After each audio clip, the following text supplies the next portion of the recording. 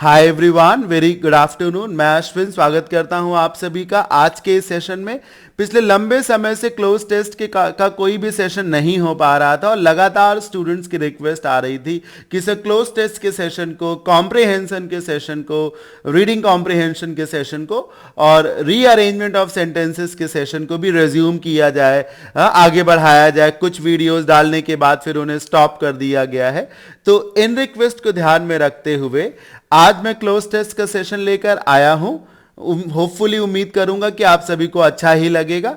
चलिए आज के सेशन को स्टार्ट करते हैं और जो भी मैंने दो क्लोज टेस्ट रखे हैं बारी बारी से उनको समझेंगे। देखिए, जो भी सेशंस रिकॉर्ड किए जाते हैं, जो भी सेशंस आप सबके सामने मैं लाता हूं, उन सब का पीडीएफ डॉक्यूमेंट जो है चैनल के, जो टेलीग्राम चैनल है इंस्टीट्यूट का, जिसका लिंक नीचे दिया हुआ है अश्विन क्लासेस फॉर इंग्लिश के नाम से, उस पे अपलोड कर दिया जाता है हर वीडियो फाइल को पीडीएफ डॉक्यूमेंट में। ठीक है, तो आप वहां से भी उसे एक्सेस कर सकते हैं, वहां से भी बार बार पढ़ सकते हैं, बेनिफिट उठा सकते हैं। चलिए आज के सेशन को स्टार्ट करते हैं और पहले क्लोज टेस्ट को पढ़ते हैं। जो भी लोग लाइव जुड़ चुके हैं उन सभी का वेलकम। और मैं एक बात ये भी बता दूं कि आज सैटरडे है। पिछले 2-3 हफ्तों से हम कोई स्पीड टेस्ट नहीं करा रहे थे, कुछ रीजंस थे इस वजह से। तो अभी बहुत डिमांड्स आई हैं, बहुत रिक्वेस्ट आई हैं कि सर स्पीड टेस्ट के सेशन को भी कंटिन्यू किया जाए। तो हो सकता है होपफुली आज शाम तक ही कल जो स्पीड टेस्ट हम कराएंगे उसकी पीडीएफ फाइल टेलीग्राम चैनल पे अपलोड कर दी जाएगी। मैं फिर से बता दूं, लिंक टेलीग्राम चैनल का नीचे वीडियो के डिस्क्रिप्शन में दिया हुआ है, वहां से डाउन देख सकते हैं। ठीक है, और उस चैनल को ज्वाइन भी कर सकते हैं। तो मैं ये कह रहा हूं कि फाइल को आज अपलोड कर दिया जाएगा, आज नहीं तो हर हाल में कल संडे मॉर्निंग में ही अपलोड कर दिया जाएगा और होपफुली शाम को 7 बजे, कल शाम को 7 बजे उसी एसटी का डिस्कशन भी कराया जाएगा। ठीक है, तो चलिए आज के सेशन को स्टार्ट करते हैं और जो भी दो क्लोज टेस्ट मैंने चूज किए हैं बारी बारी से उन्हें सॉल्व करेंगे। और मैं ये भी बता दूं कि क्लोज टेस्ट पढ़ाते समय दो अच्छी बातें आप सीखते हैं, एक वोकैबुलरी और दूसरी बात ग्रामर। सामने स्क्रीन पे आपको दिख भी रहा होगा, based on grammar and vocabulary. अच्छे अच्छे वर्ड्स और उनके मीनिंग सीखने को मिलेंगे आपको और अच्छी ग्रामर भी सीखने को मिलेगी आप सभी को। याद है आप सभी को कुछ वक्त पहले लखनऊ में ही सीएए के अगेंस्ट कपूरथला में एक प्रोटेस्ट हुआ था, जिसमें बहुत सारी गाड़ियों को जला दिया गया था, पब्लिक प्रॉपर्टी को नुकसान पहुंचाया गया था और फिर पुलिस ने लाठीचार्ज किया था और साथ ही साथ जो है चीफ मिनिस्टर ने ये ऑर्डर दे दिया था कि जो भी कल्प्रिट हैं, जिन लोगों ने भी पब्लिक प्रॉपर्टी को नुकसान पहुंचाया है, उन लोगों से इस पैसे की वसूली की जाएगी। तो ये क्लोज टेस्ट उसी घटना पे बेस्ड है, उसी इंसिडेंट पे बेस्ड है। ये क्लोज टेस्ट जो लखनऊ में प्रोटेस्ट हुआ था सीएए को लेकर, उसके अगेंस्ट में, उसी पे बेस्ड है। ये पढ़ते हैं, चलिए देखिए। 28 persons in Lucknow have been asked to pay around 64 lakh as recovery for। 28 लोगों से ये कहा गया है लखनऊ के कि वो 64 लाख रुपए एक रिकवरी अमाउंट के तौर पे जमा करेंगे। रिकवरी किस चीज की या किस चीज में डैमेज हुआ था वो आगे लिखा, पढ़िए। फॉर, फिर स्पेस दिया गया है। पहला ऑप्शन है लॉस, कोलैप्स दूसरा ऑप्शन है, फिर है एम्बेजलमेंट और जो लास्ट ऑप्शन है वो है डैमेज। आगे पढ़िए। To private and public property, जो नुकसान हुआ था प्राइवेट और पब्लिक प्रॉपर्टी को, उसकी रिकवरी के तौर पर 64 लाख रुपए देने को कहा गया है उत्तर प्रदेश सरकार के द्वारा 28 लोगों से। अब पहले ऑप्शन में आपको क्या फिल करना चाहिए, लॉस, कोलैप्स, एम्बेजलमेंट या फिर डैमेज। तो सुनिए, कोलैप्स वर्ड का इस्तेमाल जो है वो नुकसान के लिए नहीं किया जाता। कोलैप्स वर्ड जो है दीवार के ढहने के लिए, बिल्डिंग के ढहने के लिए, सरकार के गिर जाने के लिए, तंत्र के ढह जाने के लिए, लाइक गवर्नमेंट कोलैप्स करती है, बिल्डिंग या वॉल कोलैप्स करती है, रिलेशनशिप कोलैप्स करता है, लेकिन पब्लिक या प्राइवेट प्रॉपर्टी कोलैप्स नहीं करती है सर। ऑप्शन नंबर ए देखिए, लॉस, हाँ हो सकता है कुछ हद तक, loss to private and public property. C option देखिए, एम्बेजलमेंट। सर एम्बेजलमेंट का मतलब हेरा फेरी होता है, इसका इस्तेमाल खास तौर पे फंड्स में जो हेरा फेरी होती है, अकाउंट्स में रुपए पैसों की जो हेरा फेरी होती है उसके लिए यूज करते हैं। तो कोई एम्बेजलमेंट तो हुआ नहीं है पब्लिक या फिर प्राइवेट प्रॉपर्टी का, उसको तो नुकसान पहुंचाया गया है। तो लास्ट ऑप्शन है डैमेज। मेरे अपने ओपिनियन में इसी ऑप्शन को आप सभी को चूज करना चाहिए, damage to public and private property. देखिए लॉस और डैमेज में एक छोटा सा अंतर है, डैमेज किया जाएगा चीजों को और लॉस खुद ब खुद हो सकता है चीजों का। तो यहां पे लॉस हुआ तो है लेकिन वो किया गया है, एक तरीके से जो नुकसान हुआ है उस नुकसान को प्रोटेस्टर्स ने, कुछ लोगों ने किया है, इसलिए damage would be a much better option than loss. तो पहले में डैमेज को चूज करिए। तो as recovery for damage to public and private property during the protest. फिर स्पेस दिया गया, द सिटीजनशिप अमेंडमेंट एक्ट परिवर्तन चौक, ये जो लखनऊ का प्लेस है और जो लोग लखनऊ के रहने वाले हैं जानते होंगे, परिवर्तन चौक यूनिवर्सिटी रोड पर पड़ता है। ऑन दिसंबर 19 को ये घटना होती है, प्रोटेस्ट होता है। तो ये प्रोटेस्ट सिटीजनशिप अमेंडमेंट एक्ट के फेवर में होगा या अगेंस्ट में होगा। पहली बात, प्रोटेस्ट है, प्रोटेस्ट का मतलब ही होता है विरोध प्रदर्शन, तो वो अगेंस्ट में ही जाएगा, सरल सी बात है।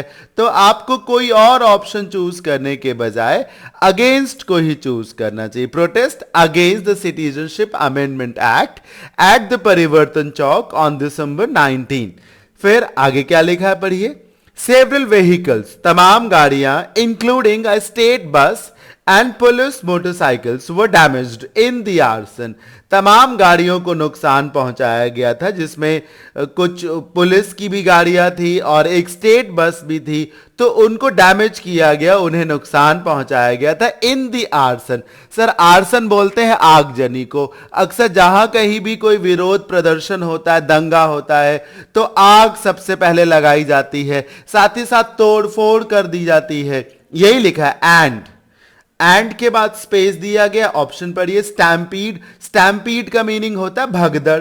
फिर एक्सप्लॉयटेशन। सर एक्सप्लॉयटेशन क्यों होगा, वहां तो लोग धरना प्रदर्शन कर रहे थे, प्रोटेस्ट कर रहे थे, आग लगा रहे थे, आग लगाने से के बराबर में आप एक्सप्लॉयटेशन का यूज क्यों करेंगे, वॉयलेंस, डी ऑप्शन। और जो सी ऑप्शन है वैंडलिज्म, सर यही इसका सही आंसर है।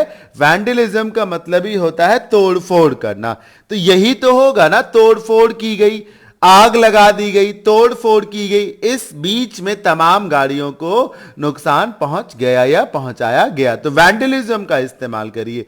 वैंडलिज्म का मतलब ही होता है सब प्रॉपर्टी को तोड़ना फोड़ना, नुकसान पहुंचाना। जैसे कोई मेज है, कोई कांच है, उसे तोड़ दिया गया, किसी बस में एक तरीके से शीशे तोड़ दिए गए, सीटों को नुकसान पहुंचाया गया, ये सब वैंडलिज्म में आता है। आगे पढ़िए, दोज। फिर स्पेस दिया गया, notices include retired IPS officer SR Darapuri. ये वो लोग हैं जिनको सरकार की तरफ से, प्रशासन की तरफ से नोटिस भेजा गया, तो इसमें retired IPS officer SR Darapuri भी थे, lawyer and activist Mohammad Shoaib भी हैं, कांग्रेस मेंबर सादाफ जफर भी हैं, टीचर रॉबिन वर्मा भी हैं, कल्चरल एक्टिविस्ट दीपक काबिर भी हैं। इतने लोग हैं जिनको सरकार की तरफ से या प्रशासन की तरफ से नोटिसेस भेजी गई हैं। जब नोटिस भेजी गई है तो या तो आप सेंट का इस्तेमाल करिए या तो फिर आप सर्व्ड का इस्तेमाल करिए। चार्ज्ड नहीं लगाएंगे, क्योंकि चार्ज्ड का इस्तेमाल तो एक्ट लगा देने से होता है, आरोप लगाने से होता है, और सबमिटेड भी नहीं होगा कहीं से। जैसे चार्ज्ड विद मर्डर ये होता है, सबमिटेड नहीं होगा, या तो सेंट होगा या तो सर्व्ड होगा। तो सुनिए सर, लीगल लैंग्वेजेस में, लीगल लैंग्वेज में जब नोटिस भेजी जाती है किसी को, तो या तो समन को, नोटिस को इशू किया जाता है, या फिर समन को या नोटिस को सर्व किया जाता है। ठीक है, ये छोटी छोटी बातें आपको मालूम होनी चाहिए। तो नोटिस को सर्व किया जाएगा, सेंड नहीं किया जाएगा। सेंड एक इजी वर्ड हो जाएगा, एवरेज वर्ड हो जाएगा, जो स्मार्ट और स्ट्रॉन्ग वर्ड है, वो सर्व होगा या फिर इशू हो सकता था। तो जिन लोगों को नोटिस सर्व किया गया, भेजा गया, उसमें ये सभी लोग हैं। आगे बढ़िए।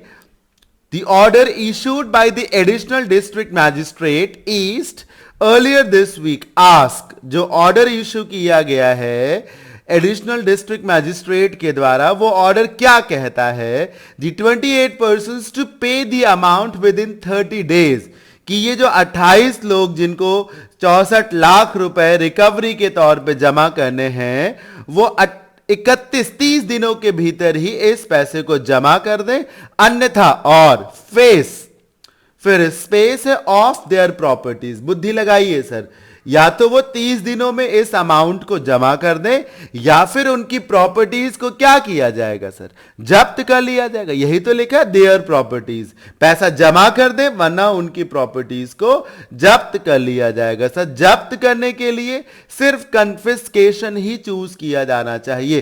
कन्फिस्केट करने का मतलब ही है टू सीज समबडीज प्रॉपर्टी, किसी की प्रॉपर्टी को सीज कर देना, कन्फिस्केट करना, जब्त कर लेना। सर स्क्रूटिनी नहीं होगा, क्योंकि स्क्रूटिनी का मतलब है एग्जामिनेशन, क्या सही है क्या गलत है, इन्वेस्टिगेशन करना, पता लगाना। तो प्रॉपर्टीज की स्क्रूटिनी कैसे होगी? प्रॉपर्टी को तो जब्त कर लिया जाएगा ना, क्योंकि आर पार की बात बोली गई है, या तो 30 दिन में पैसा जमा करे या फिर प्रॉपर्टी जब्त हो जाएगी। इनकार्सेनेशन प्रॉपर्टी का नहीं होता, क्योंकि इनकार्सेनेशन का मतलब होता है किसी को जेल में डाल देना, इनकार्सरेट कर देना। तो प्रॉपर्टी को कैसे जेल में डालेंगे? किसी व्यक्ति विशेष को इनकार्सरेट किया जा सकता है। हां, प्रॉपर्टीज का वैंडलिज्म बिल्कुल होता है, लेकिन गवर्नमेंट प्रॉपर्टी को नुकसान क्यों पहुंचाएगी? ये तो अनार्किस्ट लोग करते हैं, अराजक तत्व करते हैं, या फिर जो लोग सड़क पे उतरे हों, दंगा फसाद कर रहे हैं, वो प्रॉपर्टी को नुकसान पहुंचाएंगे। सरकार सजा जब देगी तो प्रॉपर्टी को नुकसान नहीं पहुंचाएगी, बल्कि व्यक्ति विशेष की प्रॉपर्टी को जब्त कर लेगी। इसलिए वैंडलिज्म बेकार हो जाएगा यहां पर। तो कन्फिस्केशन को ही चूज करिए। तो क्या सीखा आपने? पहले में आपको डैमेज को चूज करना चाहिए, क्योंकि नुकसान पहुंचाया गया है पब्लिक और प्राइवेट प्रॉपर्टी को, और फिर अगेंस्ट आएगा क्योंकि जो लोग प्रोटेस्ट कर रहे थे वो सिटीजनशिप अमेंडमेंट एक्ट के अगेंस्ट में प्रोटेस्ट कर रहे थे, और इस प्रोटेस्ट के दौरान उन्होंने कुछ गाड़ियों को नुकसान पहुंचाया, आग लगा दी और तोड़ा फोड़ा, तो वैंडलिज्म आ गया। और फिर सरकार की तरफ से कोर्ट से उनको नोटिस भेजा गया, तो नोटिस को सर्व किया गया, और उस नोटिस में यह लिखा हुआ था कि या तो इस 64 लाख को, जो कि रिकवरी अमाउंट है, इसे वो 30 डेज के भीतर ही जमा कर दें सरकार के खाते में, खजाने में, या तो फिर उनकी प्रॉपर्टीज को जब्त कर लिया जाएगा, कन्फिस्केट कर लिया जाएगा। तो कन्फिस्केशन को चूज कर लिया गया। ये था आज के सेशन का क्लोज टेस्ट नंबर 1। कैसा लगा आप सभी को? आप सब लाइव चैट के माध्यम से मुझे बता सकते हैं, जरूर बताएं। आगे बढ़ते हैं और क्लोज टेस्ट नंबर 2 को देखते हैं। जैसा कि आप सब जानते हैं, हम सब जानते हैं कि पूरी दुनिया में इस समय कोरोना वायरस बहुत तेजी से फैला हुआ है। 20 लाख से ज़्यादा लोग दुनिया भर में ऐसे हैं जो इस बीमारी से इन्फेक्टेड हैं, और समवेयर अराउंड 5 लाख पीपल ऐसे हैं जो लोग मर चुके हैं इसी बीमारी की वजह से। ये जो क्लोज टेस्ट है इस पे बेस्ड नहीं है, बल्कि ये क्लोज टेस्ट एक आगे की वार्निंग दे रहा है। कुछ वक्त पहले एक एडिटोरियल छपा था द हिंदू में कि जिस तरीके से हम पर्यावरण को, एनवायरनमेंट को नुकसान पहुंचा रहे हैं, नेचर का जो बैलेंस है उसे डिस्टर्ब कर रहे हैं, तो हमें सिर्फ इसके लिए ही नहीं बल्कि भविष्य में और भी ऐसी ही तमाम बीमारियों के लिए तैयार भी रहना चाहिए। इस पे बेस्ड है ये क्लोज टेस्ट। एक वार्निंग दे रहा है कि जिस तरीके से हम एक्सप्लॉइट कर रहे हैं अपने नेचुरल रिसोर्सेज को, ये सारी चीजें होनी ही होनी है। पढ़िए इस क्लोज टेस्ट को, शुरू में ही स्पेस दिया हुआ है। अक्सर अगर क्लोज टेस्ट ऐसे स्टार्ट हो जिसकी बिगिनिंग ही किसी फिलर से हो तो थोड़ा सा चैलेंजिंग हो जाता है। पढ़िए, increasing environmental disruption, the possibility of another health epidemic can not be. मेरी बात आप समझ रहे हैं? ये जो एनवायरमेंटल डिसरप्शन बहुत ज्यादा हो रहा है, लगातार ये जो पर्यावरण को नुकसान पहुंचाया जा रहा है और इसे बढ़ाया जा रहा है, तो इसकी वजह से the possibility of another health epidemic, तो फिर से ऐसी ही कोई स्वास्थ्य संबंधी महामारी बीमारी आए, इसकी संभावना से कैनॉट बी, इनकार नहीं किया जा सकता। जिस प्रकार से हम पर्यावरण को नुकसान पहुंचा रहे हैं, जिसकी वजह से आज ये बीमारी फैली हुई है पूरी दुनिया भर में, तो जो हम कर रहे हैं इसकी वजह से एक और अनदर लिखा है ना, एक और हेल्थ एपिडेमिक आ सकता है, इसकी संभावना से इनकार नहीं किया जा सकता। देखिए, इनकार करना, खंडन करना, इसी के लिए जो फ्रेज बनाई गई है वो है रूल्ड आउट। हां, मैंने अभी पहले ऑप्शन को नहीं बताया, मैं अभी बताऊंगा, आप वेट करिए। सेकंड में रूल्ड आउट होगा कि इसकी संभावना से इनकार नहीं किया जा सकता। रूल्ड आउट का मतलब है खंडन करना। और कैरीड आउट, ये तो फ्रेज मैंने अभी अभी पढ़ाई है, फ्रेजल वर्ब कैरी में, कैरी आउट करना, किसी कार्य को अंजाम देना। ब्लो आउट, ब्लो मतलब सर हवा से होता है, ब्लो आउट का मतलब होता है जैसे कोई मोमबत्ती जल रही हो तो फूंक करके आपने उसे बुझा दिया, ब्लो आउट कर दिया। और कॉल्ड ऑफ एक कॉमन फ्रेज है जिसका मतलब होता है मीटिंग को कैंसिल कर देना, डिले कर देना। ठीक है, तो रूल्ड आउट होगा। और पहले में विद है, डिस्पाइट है, वाइल है और बिकॉज है। सर डिस्पाइट नहीं होगा क्योंकि डिस्पाइट बोलेगा के बावजूद, तो के बावजूद ऐसा नहीं होना है। चूंकि हम जो है पर्यावरण को नुकसान पहुंचा रहे हैं लगातार, इसलिए ऐसी ही बीमारी फिर से आ सकती है। तो आप डिस्पाइट नहीं लगाएंगे सर, आप लगाएंगे बिकॉज भी नहीं। क्यों नहीं लगाएंगे सुनिए, क्योंकि बिकॉज मीनिंग से आ तो रहा है क्योंकि ऐसा किया जा रहा है, पर आप ध्यान से देखिए जो बिकॉज है इट इज ए कंजंक्शन। और स्पेस के बिल्कुल बगल में, ऑप्शन नंबर 1 के बिल्कुल बगल में इंक्रीजिंग वर्ब दिख रही है अपनी आईएनजी फॉर्म में। किसी भी कंजंक्शन के तुरंत बाद कोई वर्ब अपनी आईएनजी फॉर्म में नहीं आती। यह प्रॉपर्टी प्रेपोजिशन की होती है। प्रेपोजिशन के बाद आने वाली वर्ब को हम उसकी आईएनजी फॉर्म में रखते हैं। जहां बिकॉज लिखा है, अगर यहां पर बिकॉज ऑफ होता, देखिए कंजंक्शन वर्सेस प्रेपोजिशन के सेशन में मैं आपको बिकॉज और बिकॉज ऑफ पढ़ा चुका हूं। वहां मैं बता चुका हूं कि बिकॉज कंजंक्शन है और बिकॉज ऑफ इसी कंजंक्शन का प्रेपोजिशन है। बिकॉज कंजंक्शन का ही प्रेपोजिशन होता है बिकॉज ऑफ। अगर ऑफ लगा होता तो हम चूज कर सकते थे, पर नहीं लगा है तो नहीं चूज करेंगे क्योंकि कंजंक्शन है बिकॉज, और हमें वहां प्रेपोजिशन की जरूरत है क्योंकि इंक्रीज वर्ब अपनी आईएनजी फॉर्म में लगी है। कंजंक्शन के बाद वर्ब की आईएनजी फॉर्म नहीं यूज की जाती। अगर आपने कंजंक्शन वर्सेस प्रेपोजिशन के मेरे सेशंस ना देखे हो तो जरूर देख ले, बहुत इंपॉर्टेंट सेशंस हैं वो। आपको एक बहुत स्ट्रॉन्ग लॉजिक सीखने को मिलेगा। डिस्पाइट नहीं होगा, वाइल भी नहीं होगा। सब वाइल का मतलब तो के दौरान होता है, के समय। तो ऑप्शन नंबर ए होगा विद, इसके साथ। मैं वैसे भी कई दफा बता चुका हूं रीअरेंजमेंट ऑफ सेंटेंसेस के सेशन में कि कभी भी आप अपने सेंटेंस को विद से स्टार्ट कर सकते हैं। ठीक है, तो चूंकि हम ऐसा कर रहे हैं, इसके साथ, विद में ये प्रॉब्लम साथ में चलेगी, विद इंक्रीजिंग एनवायरमेंटल डिसरप्शन, इसकी वजह से इसके साथ ये पॉसिबिलिटी है कि फिर से कोई हेल्थ एपिडेमिक आए, एक बड़ी बीमारी आ जाए। And India, owing to its high population density coupled with starkly non-uniform healthcare infrastructure distribution, मतलब लिखा हुआ है कि इंडिया जो है, जो जिसमें बहुत ज्यादा पॉपुलेशन डेंसिटी है, बहुत ज्यादा जनसंख्या घनत्व है, और साथ ही साथ और भी समस्याएं, coupled with starkly non uniform health care infrastructure distribution, मतलब अच्छा हेल्थ केयर सिस्टम नहीं है हमारा। किसी के पास बहुत अच्छी स्वास्थ्य संबंधी सुविधाएं हैं और किसी के पास बिल्कुल भी अच्छी स्वास्थ्य सुविधाएं नहीं है। किसी राज्य का हेल्थ केयर सिस्टम अच्छा है और किसी राज्य का हेल्थ केयर सिस्टम अच्छा नहीं है। तो बहुत ही अनइवन डिस्ट्रीब्यूशन है हेल्थ इंफ्रास्ट्रक्चर का। ठीक है, स्टार्कली मतलब बेहद खराब जिसको कहा जा सकता, डार्क, अंधेरे से इसका रिलेशन है। तो ये जो डिस्ट्रीब्यूशन है, समझने की कोशिश करिएगा।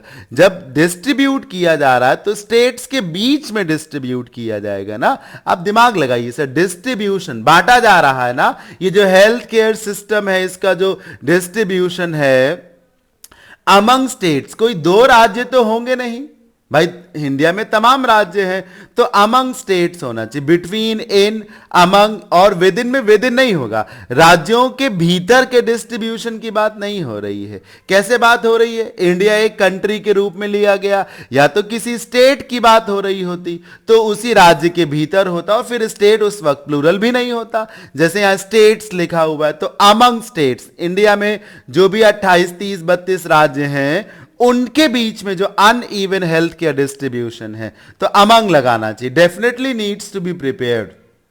आगे पढ़िए, ये जो ब्रैकेट में लिखा हुआ gearing up to face the next big viral outbreak, ये बेसिकली एक आर्टिकल था, आर्टिकल का नाम है ये, ठीक है। तो आगे बढ़िए, any future epidemic will have, भविष्य में जो भी ऐसी बीमारी आती है, भविष्य में जो भी ऐसी महामारी आती है, विल हैव 3, उससे 3 बातें सामने आएंगी। ऑप्शन देखिए, 3 कॉन्सिक्वेंसेस, 3 एडवांटेजेस। सर बकवास होगा अगर आप एडवांटेजेस को चूज करें। भाई बीमारी आएगी, हेल्थ एक एपिडेमिक आएगा, तो उससे एडवांटेज कहां मिलने वाला है? उससे तो नुकसान ही होगा ना। फैक्टर्स हो सकता है, बैकलैश भी हो सकता है, लेकिन बैकलैश इसलिए नहीं होगा क्योंकि बैकलैश का मतलब है जवाबी कार्यवाही। किसी ने आप पर हमला किया, आपने जवाब में उस पर हमला कर दिया, बैकलैश, जिसको रिटेलिएशन कहा जाता है, ठीक है। तो विल हैव 3 कॉन्सिक्वेंसेस होगा, दुष्प्रभाव या दुष्परिणाम होगा। भविष्य में जो भी एपिडेमिक होगा उससे 3 खराब बातें सामने आएंगी। पढ़िए, 1 loss of human capital, loss of human capital, जो हमने पैसा इकट्ठा किया होगा, हमारी इकोनॉमी ध्वस्त हो जाएगी, लॉस ऑफ ह्यूमन कैपिटल होगा। Negative impact on economy, economy पर बहुत ही नकारात्मक असर पड़ेगा। एंड 3, तीसरा क्या होगा? बिफोर इंटरनेशनल कम्युनिटी, और जो अंतरराष्ट्रीय संप्रदाय है, कम्युनिटी है, इंटरनेशनल कम्युनिटी, उसके सामने अप्लॉज होगा हमारा, क्या सराहना की जाएगी। इंपीचमेंट होगा। सर इंपीचमेंट नहीं होगा, इंपीचमेंट तो किसी लॉ ऑफिसर का या किसी कॉन्स्टिट्यूशनल पोस्ट पे बैठे अधिकारी का जब महाभियोग लगाया जाता है, ये सरकार करती है। इंटरनेशनल कम्युनिटी किसी देश पे का इंपीचमेंट नहीं कर सकती, ये किसी लीडर विशेष का, ब्यूरोक्रेट विशेष का हो सकता है।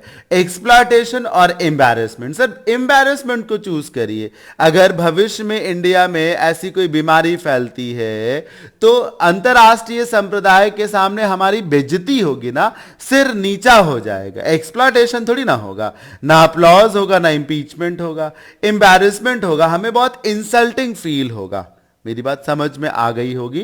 तो ये था आज के सेशन का क्लोज टेस्ट नंबर 2, जिसमें पर्टिकुलरली इंडिया की जो पॉपुलेशन है, जो पुअर हेल्थ केयर सिस्टम है, उसकी वजह से यह बताया जा रहा है कि अगर कोई वायरल आउटब्रेक होता है, कोई एपिडेमिक फ्यूचर में आती है, बड़े लेवल पे फैल जाती है, तो कितने ज्यादा नुकसान हो जाएंगे, है ना।